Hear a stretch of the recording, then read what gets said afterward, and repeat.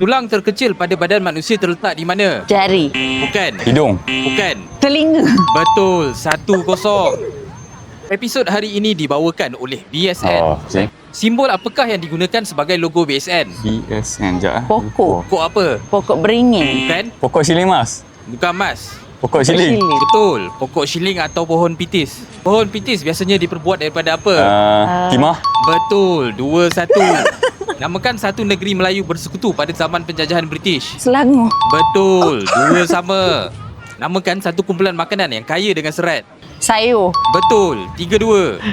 Namakan satu negara yang terkenal dengan penghasilan coklat berkualiti tinggi. Sweden. Switzerland. New Zealand betul. Switzerland. 4-2. Planet apakah yang terkenal dengan tumpuk merah besar?